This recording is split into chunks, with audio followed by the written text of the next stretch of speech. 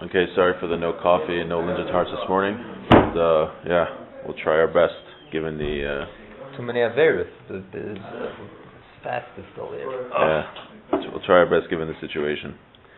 So, last week, the weeks before, we talked about many false beliefs that exist in the world. Some people believe that there is more than one God. Some people believe that God is not in control, chas v'shalom, that it's just nature doing its thing. And there are those that believe that the Jewish people are not the chosen people anymore. And there are others that believe that you can manipulate the spiritual powers to fight with Hashem. And we mentioned that all of these beliefs, they're not true. And rather, what is true is that there is one God who is in control of everything. So now, what the Ramchal is going to do in the subsequent chapters is explain the importance of this belief in Hashem being one, and more details about it, how that he's not only one, but that he's really in control of everything. And we're going to learn how all of human history is leading to this recognition that people should realize that there is one God who is in total control. And we left off last week with some questions, which was, if God is one, why is there evil in the world? Why do bad things happen? And we'll see if we get to that this week. But those questions and things like that, and where the world is leading, this is a big theme of Daas Tevunos. A big theme of Daas Tevunos is explaining how human history operates to reveal the oneness of Hashem, and how, even though that God is one and that He's totally in control, how the fact that evil exists works with that idea. So let's continue and see what the Ramchal has to say. So this week might be a little more philosophical than usual, but we'll try our best. So usually figures we have a harder week when it's a fast day and we don't have food in front of us, but we'll try our best. 46 Lameches Amra Seichel, says the intellect. Hine Masha anu tzrichim lehevin harbe. What we need to understand very well, hu inyan chesronos ha'ela hanimtzaim b'bria, is the fact that we find chesronos, we find lacking in the creation. We find deficiencies, things that are not everything is perfect in the world. If Hashem is perfect, then how come the world isn't perfect? Inyan haros hanimtzaos ba, evil that's found with it. Shehem inyanim shelo kechok shleimuso yizbarach. There are things that don't work with the attribute of Hashem's perfection. Right? The world, you can look around, it's pretty clear the world is not perfect. Bad things happen, evil exists, and whatnot. Like we explained, and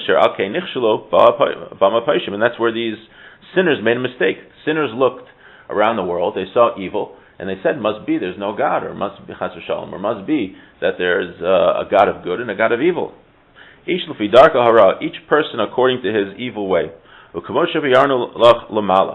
we explained above, because according to Hashem's attribute of perfection, He should only do good. Now I'm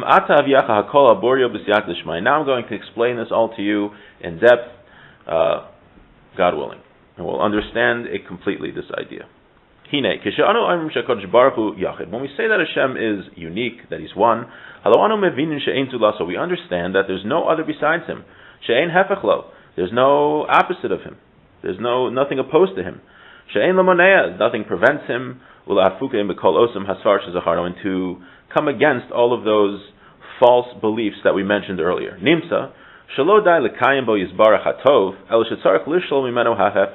It's not enough that Hashem does good, but rather He has to show the negation of the opposite of good.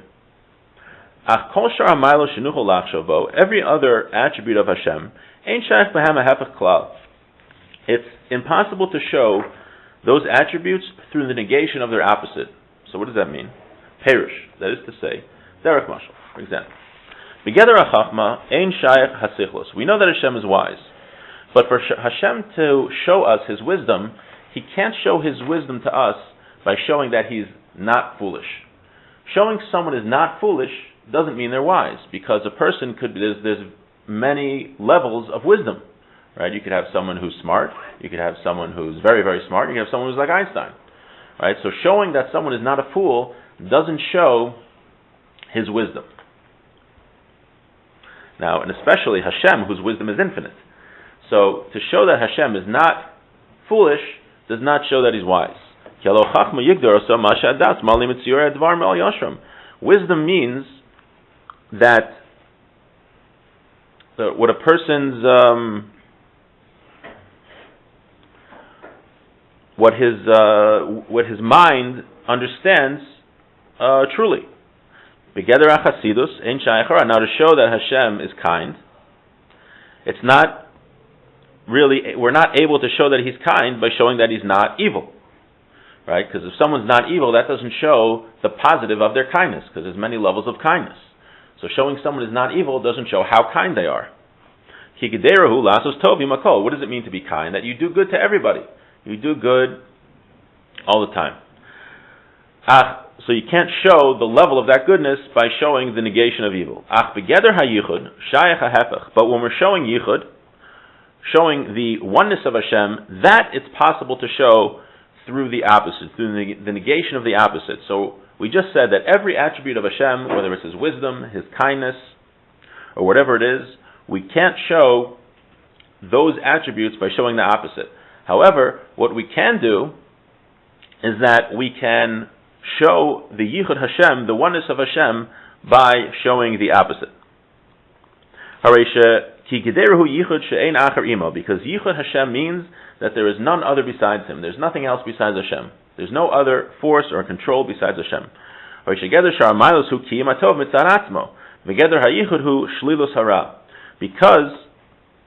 the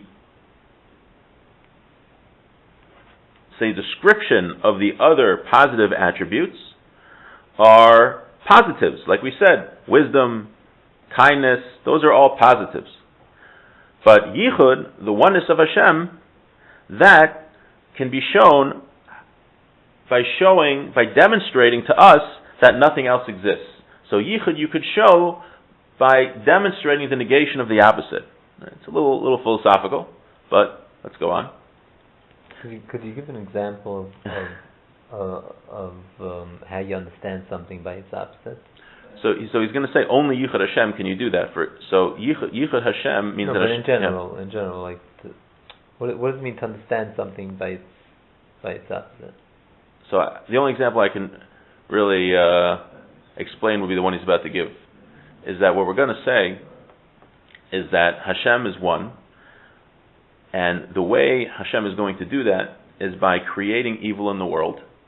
So it gives the appearance that there is more than one God, or Chas v'Shalom, that there's more forces besides Hashem, or that Hashem's not totally in control.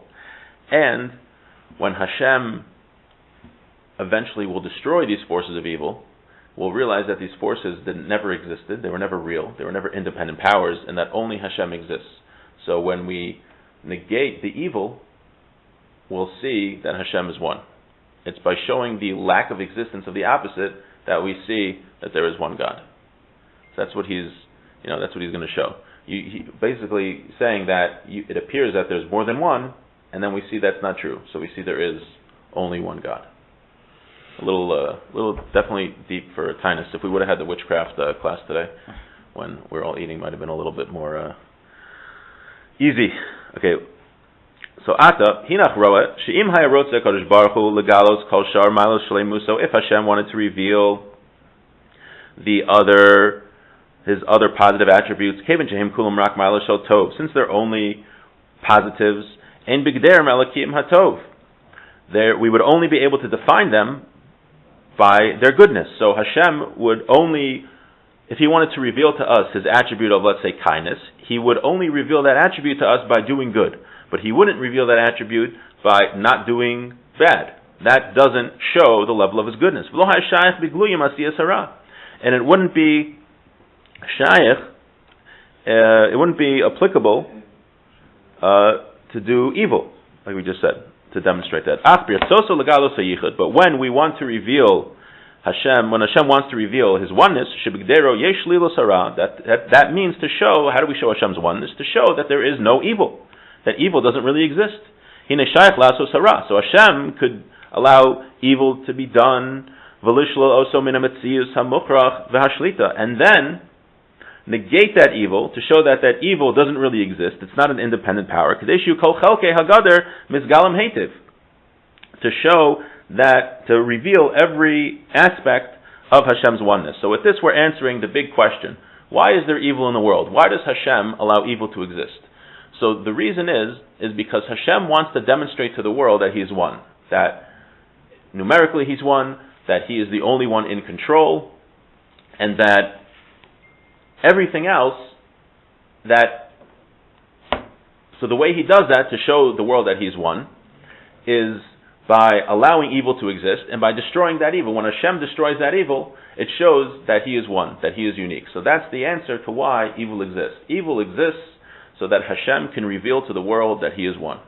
And that's the goal of human history. And that's what happens when Mashiach comes. When Mashiach comes, then the world realizes that Hashem is one and His name is one. It's very important to daven for that, especially, and to hope for Mashiach to come, especially today, on the 17th of Tammuz.